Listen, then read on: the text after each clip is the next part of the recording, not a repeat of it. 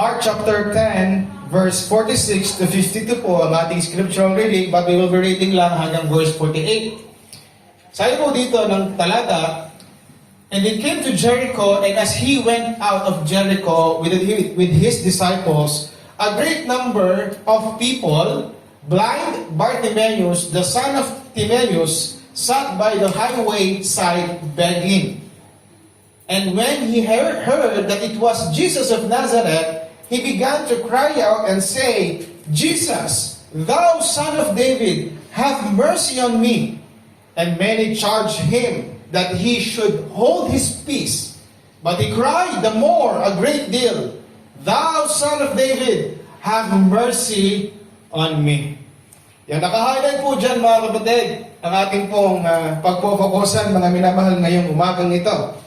Kung yung tanda, nagkaroon po tayo last time ng mga series na pinamagatag ko pong Encounters with the Lord Jesus Christ, right? Si Zacchaeus, si Peter, sino ba? Yung sinapian ng Legion, tsaka po yung si Simon na Pharisee.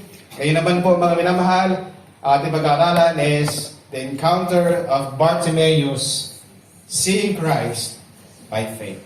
Let us pray. Our Lord, Heavenly Father, again, I thank you for this great opportunity. And mapangaral po yung mga salita. Ang aking lang pong hiling sa mga oras na ito ay kayo po ang tunay na mangusap po sa mga nakikinig. Gamitin niyo lamang po ang inyong lingkod, pero wala po ibang maluwalhati kundi kayo lamang. Salamat, Panginoon. Purihin ka. Ito po isabot na lang namin in Jesus' name. Amen. And amen. Mga kapatid, if you have read the Gospels, Matthew, Mark, Luke, and John, mapapansin ninyo na karamihan po sa mga pinagaling ng ating Panginoong Jesus ay hindi po pinangalanan. Tama? May isang babae na inaagasan, may 2 bulag, may 10 may leprosy. Tama? Lagi pong ganun lang Okay? Yan. Ngayon po, mga kapatid, iilan lamang po sa mga napagaling. Ilan lang po sa mga napangalanan, at isa nga po dito ay ang bulag at kulubing si Bartimaeus. Sa pag-aaral po namin ng hermeneutics po sa Bible School, sabi po doon, ang pagbibigay daw po ng pangalan o hindi pagsasabi ng pangalan sa mga accounts, typically ay intentional. Okay? Usually, pag pinangalanan yung tao, tapos binanggit pa ang kamag-anak, blind Bartimaeus, son of Timaeus. Okay, sinabi po ko sa inyong kamag-anak. Okay? Indicating, it signifies na legit itong account na ito, na yung original na mga magbabasa, kilala kung sino ito. Kilala niyo si Timaeus, kilala niyo yung anak. Yan, parang dating, ay, oo nga, kilala ko yun. Yan. So, parang dating, nagbibigay po ito ng credibility doon sa account. I'm saying this to give you an idea, mga kapatid, na bago tayo magsimula, si Bartimaeus, itong taong ito, ay totoong tao talaga. Siya isang tunay na account na nasulat sa Bible na nabuhay. Hindi siya symbolism lamang o representative, kundi isang tunay na taong nakaranas ng tunay na biyaya ng Diyos. Sa kwento, obvious naman na siya po yung bulag na binigyan po ng paningin, okay, ng Panginoon muli. Okay? Pero sinasabi ko po sa inyo mga kapatid, bagaman siya yung bulag sa kwentong ito, bagaman siya yung walang nakikita, naniniwala po ako sa liwanag ng salita ng Diyos, si Bartimeo ang pinaka-nakakita ng halaga ni Jesus. Let's go to our study. At himayin natin mabuti ang kwentong ito. Sorry, di pa pala. Yeah. Sabi po diyan mga kapatid, ang Panginoon sa Kristo, they came to Jericho. Right? Ang tanong, bakit po sila nasa Jericho? Okay? Bakit sila nandiyan dyan? Balik tayo ng ilang verses. Verse 33, Mark chapter 10. Sabi po ng Panginoon, saying, "Behold, we go up to Jerusalem." So kaya pala sila nasa Jericho at dumaan sa Jericho kasi sila po ay pupunta na ng Jerusalem. Bakit? "And the Son of Man shall be delivered unto the chief priests and unto the scribes, and they shall condemn him to death, and shall deliver him to the Gentiles." Okay, so ito na pala mga kapatid, ang huling punta ng Panginoon sa Jerusalem, at dito na po siya, dito niya ibibigay ang kanyang sarili bilang katubusan sa ating kasalanan. Siya po'y mapapako na sa krus sa pagpunta po niya ng Jerusalem. So, lagi pong ang daan, usually ang daan papunta ng Jerusalem ay sa Jericho. Ngayon, mga kapatid, take note sa ating pong verse. Sabi dyan, habang siya po ay dumaan ng Jericho, marami pong mga kasamang disipulo at great number of people. Marami po ang sumusunod sa ating Panginoon. And since papunta na pala ang Panginoon sa mga huling araw niya sa Jerusalem, hindi na po nakakapagtaka, okay, na ang Panginoong Jesucristo sa tagpong ito ay sikat na. Okay? Marami na po siyang tagasunod. Tanyag na ang kanyang mga pangangaral, tanyag na ang kanyang mga himala. So, ibig sabihin, kaya po madaming tao sumusunod, talagang 3 years na ang nakaraan at marami na pong nakakakilala sa kaya niyang gawin. Actually, pag inyo pong inaral mabuti, magkasunod po silang na-encounter ni Zacchaeus. Tingnan niyo po ito. Luke chapter 19, verse 1 and 2. Jesus entered and passed through Jericho. And behold, there was a man named Zacchaeus, which was chief among the publicans, and he was rich. Okay? Di ba sa tagpong ito, kaya nga hindi makita ni Zacchaeus dahil marami ding tao. So, kung baga sa chronological order, nakita muna po niya si Bartimaeus, tapos pagdating sa dulo, nandoon si Zacchaeus. Okay? So, yun po. Ngayon, balik tayo sa ating text. Sino si Bartimaeus? Blind Bartimaeus, son of Timaeus, sat by the highway side begging. So, si Bartimaeus po ay isang pulubi. Mahirap at nanlilimos. Kaya nga po siya nasa tabi ng daan. Okay? Ang kanyang ikinabubuhay, mga kapatid, ay panlilimos lamang kasi siya nga po ay may kapansanan. Typically, ng mga panahon yon, pagka ikaw ay may kapansanan, talagang ang dulo mo, o kaya ikaw ay may ketong, laging ikaw ay pulubi ang diretsyo. Okay? At ang nakakalungkot pa nito, mga kapatid, pag ikaw ay may kapansanan noon, specifically bulag, sa paniniwala at sabi-sabi ng mga Jews, okay? Ang pagkakaroon ng kapansanan ay isang sumpa. Kaya nga po ang mga alagad, nung may nakita po silang bulag, sabi ng mga alagad sa Panginoon, sino po ang may kasalanan kaya po siya bulag? Ang kanyang mga magulang o dahil niya? Okay? Dahil nga yun po ang kaisipan ng mga tao, pag may kapansanan ka, sinumpa ka ng Diyos. Meaning, hindi maganda ang trato ng mga tao sa kanila. Kaya po naman nabasa natin kanina, siya po ay pinagalitan ng mga tao nung siya po ay humingi ng tulong sa Panginoon. Nasabi nila, tumahimik ka, ang ingay mo. Okay? Kaya, let's go to our next verse. 47.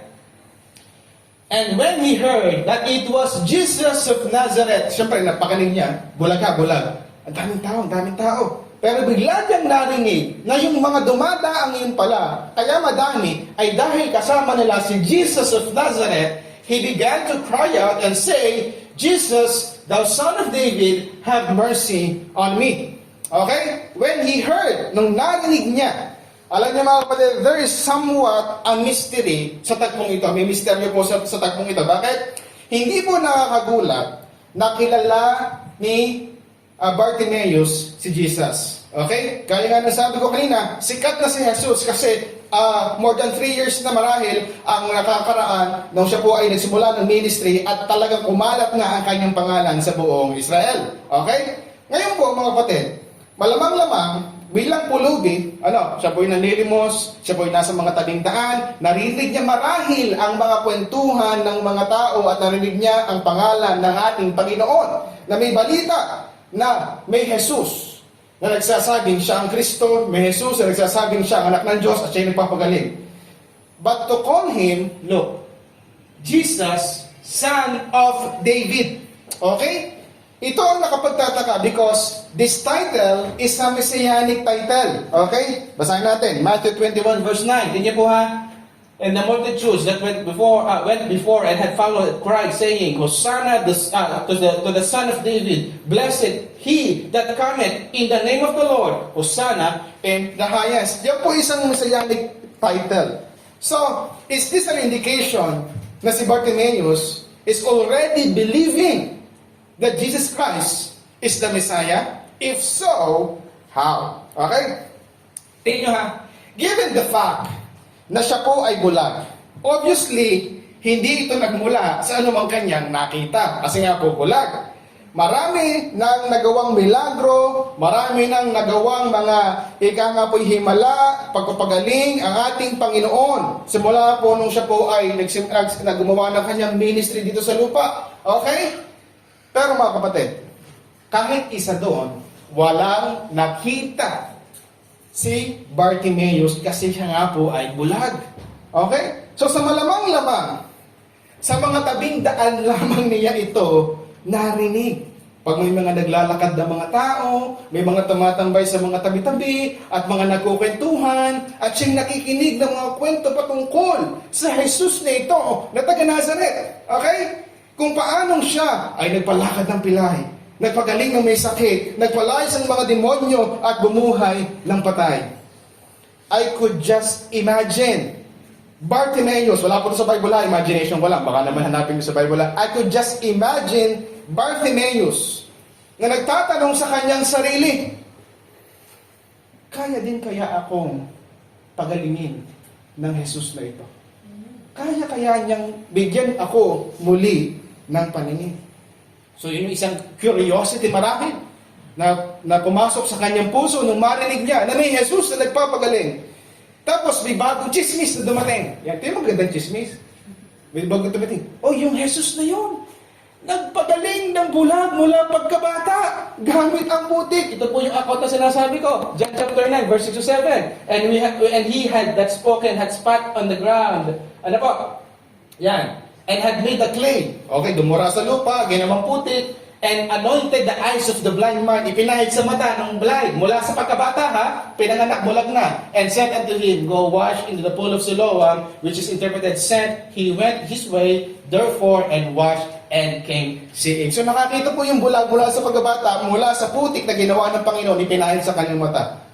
Marahil, nakarating din sa kanya ang balitang ito. Kasi sinasagot natin yung tanong, bakit kilala niya agad si Jesus? At bakit alam niya na siya ang anak ng Diyos? Okay? Yan. After marahil niyang marinig ang kwentong ito, I believe, umusbong lalo ang pag-asa sa kanyang puso. Kailan kaya dadaan dito ang Panginoon? At mula noon, naghahabang siya. Naghahabang siya. Balang araw, sa kailan kaya dadaan sa lugar namin, sa pagkakataong ito, ang Panginoong Hesukristo.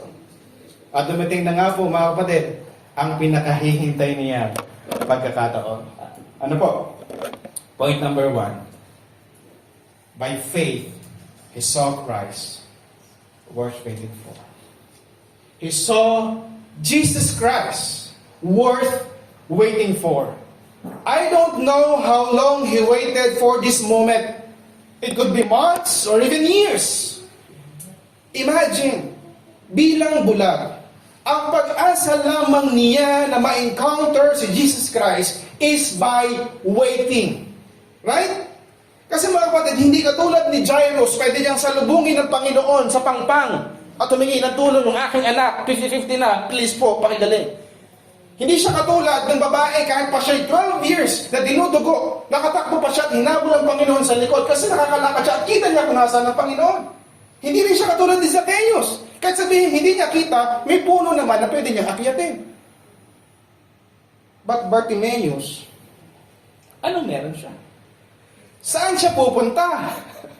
Tama? Saan siya magsisimula? Paano? May matatanungan ba siya? Kung sabihin niya, ang Panginoon ay nasa Capernaum. Tapos sabihin, saan ang Capernaum? Bulag nga. Saan ako pupunta? May sasama ba sa kanya para lamang lumapit sa Panginoon? Wala. Ang ginagawa lang niya, nag-aantay ng bukas na oportunidad ng biyaya ng Diyos. At mga kapatid, as you can see in his response, when he heard that it was Jesus, he began to cry out. Mapapansin nyo, instantaneous yung kanyang response nung malaman niya na nandoon nga ang Jesus na ito na kanyang naririnig. Halatang iniintay niya talaga ng matagal na panahon. Hinihintay niya ang pagkakataong ito. Kaya nga, he cried out. Ang ibig sabihin po niya sa Tagalog, siya po'y sumigaw ng malakas. Okay? Siya'y sumigaw ng malakas at wala nang hiya-hiya kahit madaming tao. He cried out, Jesus, thou son of David, have mercy on me. Alam niyo kapatid, in Bartimaeus' point of view, akala niyo ba, naging madali lang ito para sa kanya? Yung paghihintay, kung tingin niyo, mahirap na yon. Even this moment, mga kapatid, ay isang struggle din. Ano po, ilagay niyo ang inyong sarili sa kalalagayan po ni Bartimaeus. Okay? Kasi, ito na noong panahong nalaman niya, na nandoon na nga ang Panginoong Kristo. Ang pagdududa at syempre ang gawa at bulong ng dyablo ay hindi nawawala. Baka ang sabi ng dyablo sa kanya, baka naman hindi tunay ang mga nabalitaan mo tungkol kay Jesus. Baka naman chismis lamang yun ng mga marites. Baka akala lang mo yun. Baka naman hindi tunay. Okay naman, sabi ng dyablo, kung tunay man, tingin mo ba mapapansin ka niya? Ang daming tao. Hindi kanya maririnig. Busy yun. At ito pa, siya ang anak ng Diyos. Sino ka para pagalingin ni Jesus? You are unworthy, Bartimaeus. Take note. By this time, wala pang anumang encounter si Bartimaeus sa Panginoon. This is the first time na magkakamit sila. Hindi pa niya nakikita, wala pa siyang nakikitang himala na nagawa ng Panginoon. Puro balita, puro kwento lamang ang meron siya, and yet, ganito na siya ka-confident sa kayang gawin ng Kristong ito. So the question sa atin po, mga kapatid, ikaw at ako, wala pa bang napapatunayan ang Panginoon sa mga buhay natin? Pero bakit parang tayo ang hirap magtiwala sa kaya niyang gawin? Puro tayo pagdududa. Puro tayo hesitation. Ang nakakalungkot isipin, parang tayo pa yung bulag sa kanyang gawin at kapangyarihan ng ating Panginoon kumpara sa Bartimaeus na ito. Kaso, ito na nga po nangyari. After po niya sumigaw at tumawag sa Panginoon. Verse 48. And many charged him. Sa Tagalog, siya'y pinagwikaan ng marami upang siya'y tumahimik. Okay. Yan na nga. But he cried. Paano kanya naging response? Lalo siyang sumigaw. Thou son of David, have mercy on me. Pinigilan na siya ng mga tao. Pinatahimik na siya ng mga tao. Pero lalo pa siyang sumigaw.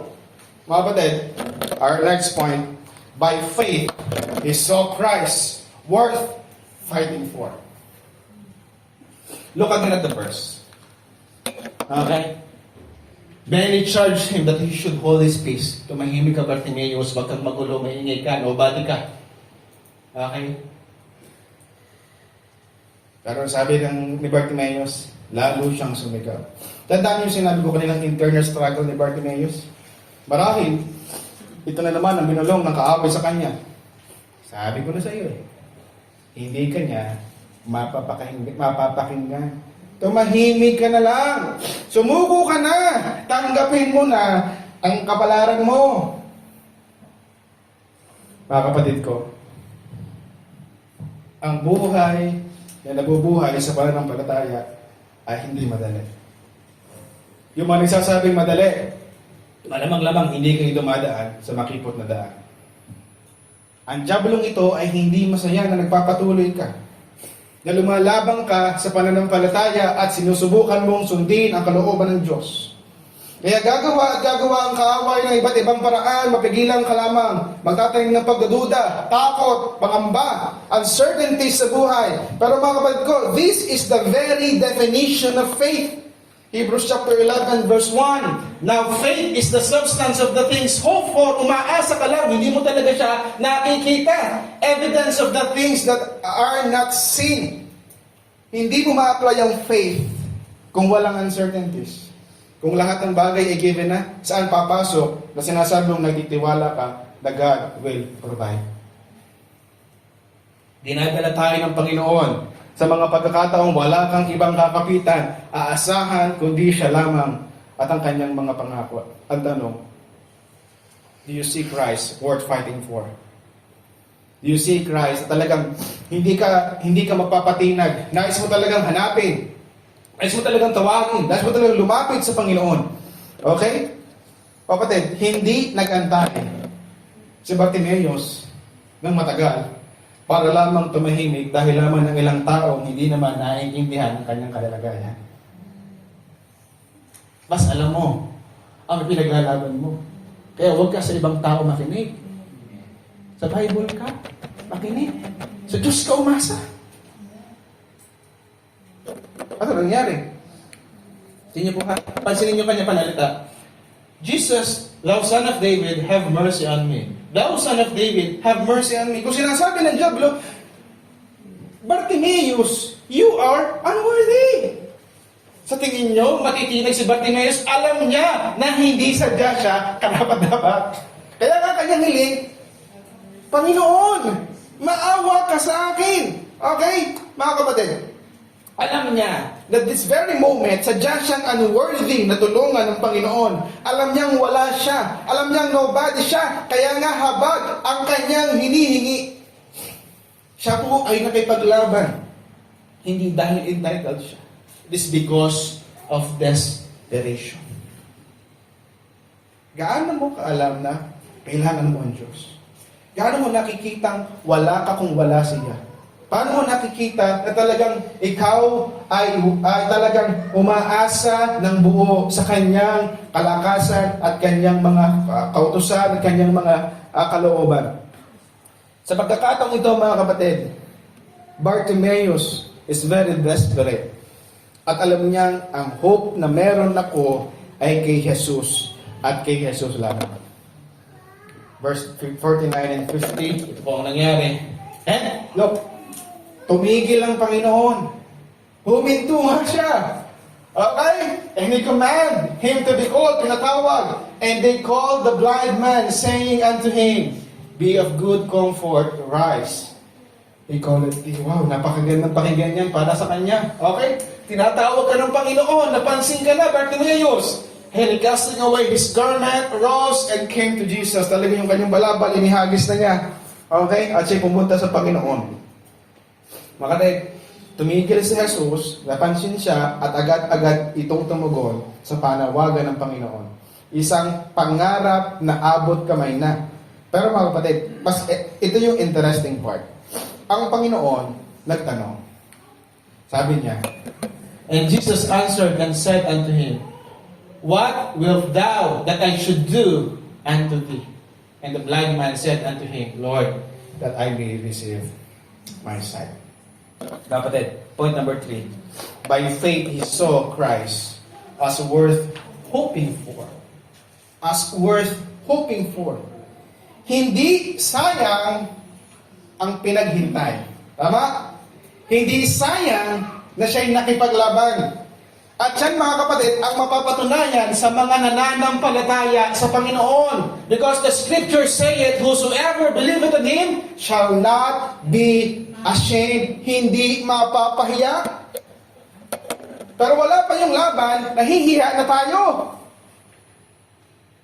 What's interesting here, brethren, is, balikan natin yung tanong, what wilt thou that I should do unto thee? Alam niyo, mga kapatid, kung kayo po ay ang tawag dito, kung kayo po ay observant, lalo na kung kayo po ay nagbabasa ng dire-diretso, may mapapansin po kayo sa tanong na yan. Yan pong tanong na yan ay nabanggit din niya sa mga lawa ng verse. Verse 33. Verse 36. James and John, the son of Zebedee, come unto him saying, Master, we would that thou shouldest do for us whatsoever we desire. Okay, tinanong ng Panginoon. Sabi ng Panginoon, what would ye that I should do for you? Parang tanong anong gusto niyong gawin ko para sa inyo? Kasi may humiling, Panginoon, pwede ba kami mag-request? Nagtanong Panginoon, anong gusto niyong gawin ko sa inyo? Yun yung po ang sagot nila. Si Nina, si James at si John yan, yung magkapatid. Yun yung request. 37. Sabi, they said unto him, grant to us that we may sit one on the right hand and the other on the left in thy glory. Wow naman, grabe naman yung request na. Pwede bang kami makatabi po ninyo sa kaharian ng Diyos sa inyong upuan? Grabe yung request po, ano? Okay. That kind of request, that kind of question, na ano, yung question na, ano ang gusto mong gawin ko sa iyo? Lalo na kung alam mo ang kayang gawin ni Jesus, ano, may nakakatoksong kaisipan na sundin ang nasa ng laman. Right? Remember, Bartimaeus ay hindi lang bulag. Siya po ay pulubi din. Right? Pwede naman niya request, Lord, paningin. At siya po, pera. O pagkain. Tama? Nadunay, nasa harapan mo na. Pero itong katotohanan, he's hoping for Jesus Christ. Hindi niya siya nakita, isang genie. Ang tawag niya, Lord, Son of David. Right? Kaya sabi niya, mga kapatid, 51, Lord, that I might receive my sight. Na ibalik niyo po ang aking paningin. Remember yung visualization ko kanina, okay? Marahil sa buhay ni Bartimaeus, nagsimula si Bartimaeus sa tanong na, kaya-kaya akong pagalingin ng Panginoon. Kaya-kaya niyang ibalik ang aking paningin. Ang hope lamang noon ay reality na ngayon. Okay? At ito na nga po ang dulo nangyari. Verse 52. And Jesus said unto him, Go thy way, thy faith hath made thee whole. And immediately, he received his sight and followed Jesus in the way. Mga kapatid, take note of that. Bartimaeus' faith was evident, mga kapatid, that even before Jesus called him, mga kapatid, talagang malaki na ang tiwala at pananampalataya niya sa ating Panginoon na siya'y kayang pagalingin. Immediately, he received his sight. Ang dating pangarap lang noon, ang dating hinihintay noon, ngayon ay realidad na nasa kanyang harapan. Alam niyo mga kapatid, sino dito ang napatunayan na the God is worth hoping for? Because God's faithfulness is so great. Yung dating pinagpipray nyo lamang, na-enjoy nyo na ngayon. Yung dating Panginoon, sana po ganito, ganyan. Ngayon, masaya na kayo. Right? Tao man yan, pangyayari man yan, lugar man yan, trabaho man yan, o kung ano man. Because Christ is worth hoping for. Hindi ka mapapahiya. Yung mga pumigil sa kanya, ano kaya naging reaction nila? Okay? Na siya'y biglang nakakita. Pero mga kapatid, hindi pa tapos. Hindi pa tapos. There's much greater blessing here. Higit pa sa natanggap na paningin ni Bartimaeus. Look at the verse again. Ano sabi ng Panginoon nung siya gumaling? Go thy way. Go na. Magaling ka na, go na Bartimaeus. Okay? Pero, after gumaling, saan po pumunta si Bartimaeus? Sumunod siya sa Panginoon. Last point, by faith, he saw Christ worth living for. Sabi mismo ng Panginoon kay Bartimaeus, humayo ka na, sa Tagalog, humayo ka na sa iyong lakad. Take note, iyo lakad. Thy way. Bartimaeus, go thy way. Yung gusto mong daanan, yung gusto mong puntahan, pumunta ka na. Indicating malaya si Bartimaeus na gawin ang mga bagay na hindi niya nagagawa nung bulag pa siya. Tama? Uwi na! Nakakakita ka na, Bartimaeus! Pumunta ka na kung saan man gusto mong pumunta. Makita ang magagandang lugar na dati naririnig mo lamang sa mga kwento. Masilayan mo ang mukha mo. Masilayan ang mukha ng pamilya mo. Masilayan ang mga gusto mong makita. Ito palang kulay orange. Ito palang kulay pula. O baka naman gusto mong malaman muna, Bartimaeus, okay? Ang buhay ng hindi pagiging pulubi dahil nakakakita ka na. Just when you expect ng isang taong maraming namis na mabuting bagay sa kanyang buhay, ay magre-request at aabusuhin ang blessing na ito. But no. No. Bartimaeus said, "Go thy way." Saan nga ba ang aking way? Saan nga ba ako pupunta? Okay? Imbis na magliwaliw, ang dating bulag na nakakita na, siya ay sumunod kung saan man tutungo ang Panginoon. As if He is saying, "Lord, my way is now your way." Saan ka man pumunta, sasama po ako, Panginoon. Panginoon, na gusto kong makita ay hindi magagandang lugar, hindi magagandang mukha, hindi magagandang buildings. Ang gusto kong makita at masilayan at masaksihan ay ang kapangyarihan mo, ang pag-ibig mo, ang kaluwalhatian mo, ang kanilagan at pagmamahal mo sa mga taong tulad ko. He fixed His eyes on Jesus Christ. Isipin niyo, nung siya'y namulat. Nung siya'y namulat, hindi ang kanyang, nakakita, sino nasa Jesus? Ito si Jesus. Diyan lang ako titingin, diyan lang ako pupunta, diyan lang ako susunod. Wala na akong pakialam sa iba. Yan ang reaksyon ng taong naunawaan na biyaya lamang ang kanyang tinanggap. Sabi ko nga kanina, to think, ang isang tao na deprived ng maraming mabuting bagay, mag-expect mag-expect na maghangad ng higit. And yet, para sa kanya, si Jesus ay sapat na. How about you? Yung nagsasabing tumanggap din ng kahabagan ni Kristo. What are your plans in your life? Para kanino ang buhay mo? Who are you living for? For Bartimaeus, Jesus is worth living for. Kaya po living for ang aking ginamit na puntos kasi maraming nawalang buhay kay Bartimaeus sa palimos. Pero na siya nakakita, ibis na humarap ng opportunity, ang buhay ko, gagamitin ko yan kay Kristo. Kasi habang lamang, nagabago ang buhay ko. Si Bartimaeus hindi humiling ng paningin para lamang sa kanyang sariling kapakinabangan, kundi nais niyang gamitin ito sa Kristong nagbigay sa kanya ng bagong pag-asa at ng bagong buhay. Kaya mga kapatid, bakit nga ba sinasagot ng Panginoon ng ating mga panalangin? Bakit nga ba niya binibigay ang ating mga hiling? Bakit nga ba tayo nandito sa Vietnam? Why are we even here? Well, I will let you answer that within yourselves. Before I end this message, let me tell you kung ano ang mga sumunod na nangyari. Tapos na po yung chapter na yan sa verse 52. Tapos na. Pero yung mga sumunod na pangyayari dyan ay magbibigay ng lalong bigat sa mga nabanggit ko. Ano po ang nangyari sa Mark chapter 11? Hindi yan kasali. Okay. Sabi pala niya, yan, sabi ng Panginoon, kaya nga siya na si Jericho ay pupunta siya ng Jerusalem para mamatay na. Tama? Okay. Ngayon, chapter 11.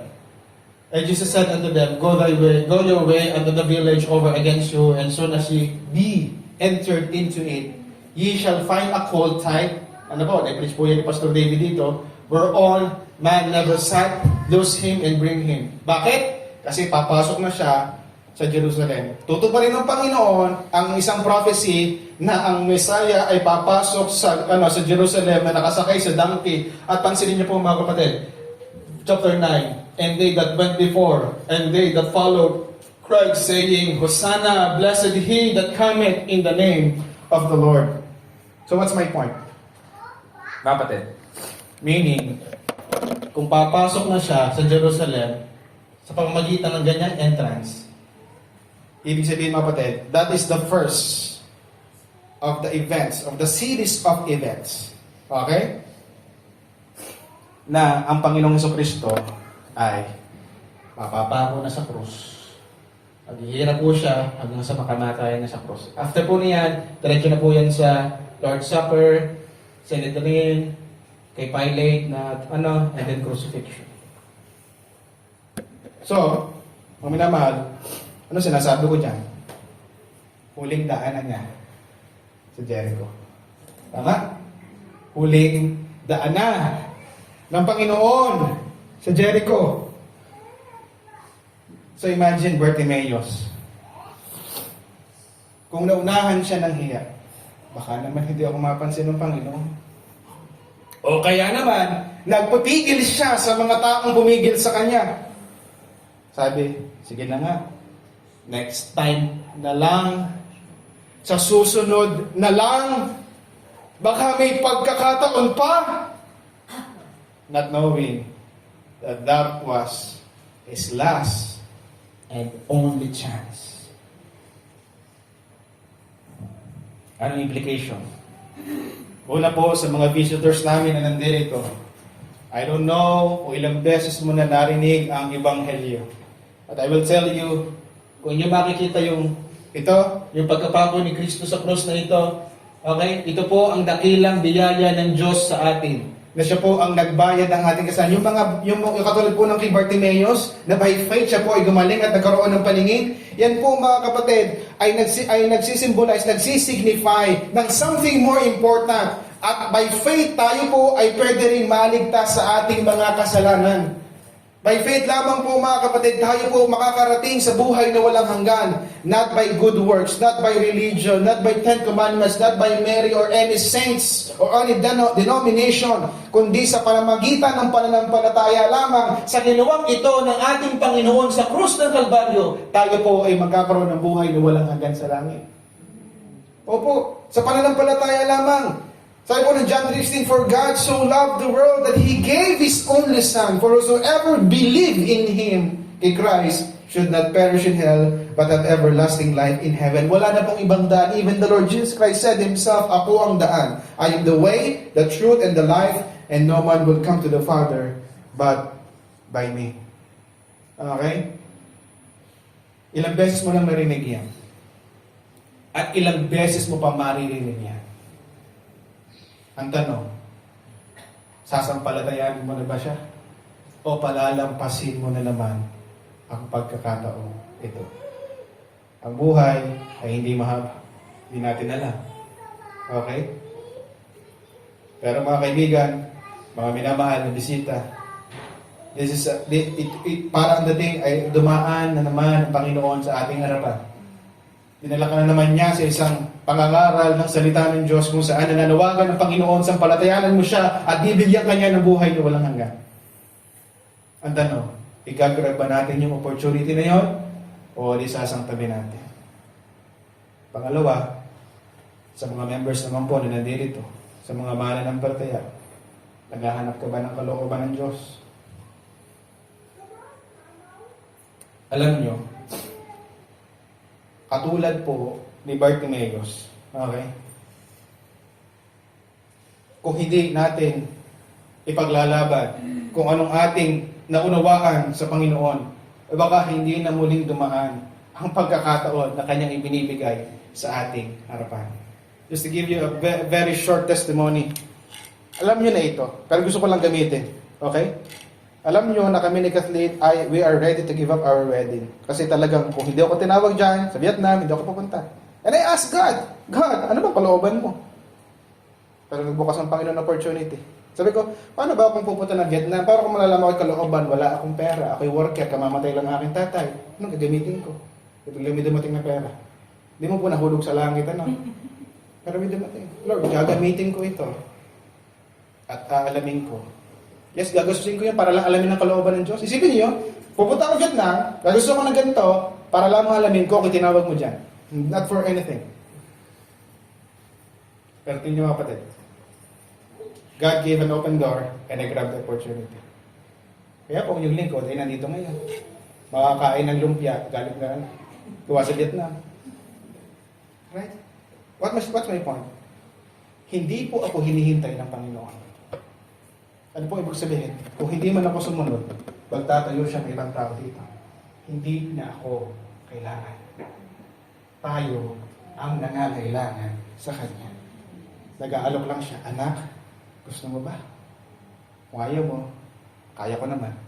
Sabi nga ng Panginoon sa tingin niyo ba hindi kaya magpatayo ng bumuhay ng Panginoon mula sa bato? At magsasabing sila din yung mga anak ni Abraham. Ang Panginoon din nagpainit ng donkey para lang i-rebuke yung prophet. Mga kapatid, tayo po